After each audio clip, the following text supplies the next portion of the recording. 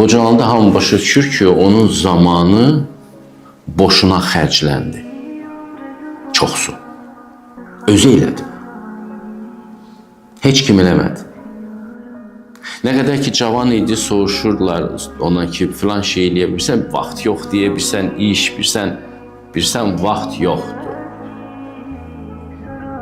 Amma hər şey onun əlində idi. Yaşlı olanda onu başa düşür. Bunu kəsərdim, buradan qoparardım, bunu buradan imtina edərdim, bunu buradan belə rədd eləyərdim. Eləyərdim istədiyimi. Və hər şeyə də həyatda sizə zaman lazım. Məsələn, bir dil öyrənmək üçün sizə azı 5 il zaman lazım. Nə qədər tez başlasanız, ara vermədən. Bir o qədər tez bitirərsiniz. Gec başlasanız, 10 il, 20 ilə qədər uzanacaq və siz onu öyrənə bilməyəcəksiniz. İnsana zaman lazımdır Allaha sarı getmək üçün. Bəlli bir zaman. Çoxsu deyir ki, az ömür verilibdir bizə.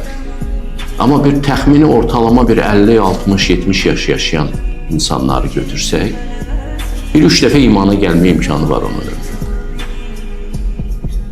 20 götürsək, bir 3 dəfə. Amma insan o qədər israfçıdır ki, heç bir dəfə də gələ bilmir, görsən. Bir dəfə də gələ bilmir, çürüyür. Zay olur. Budda deyir ki, balıqsız göldə qocalan leylək kimi biçarə bir vəziyyətə gəlir düşür. Ömür qutarıb, göldə balıq yox, resurs da yox, bir şeyə də çatmır. Amma insan həqiqətə gəlib çatırsa, deyir ki, buludların arxasından çıxmış ay kimi bütün dünyanı işıqlandırır. İnsanların hər biri bir aydır. Sadəcə olaraq geri gəlib həqiqətə çatsın.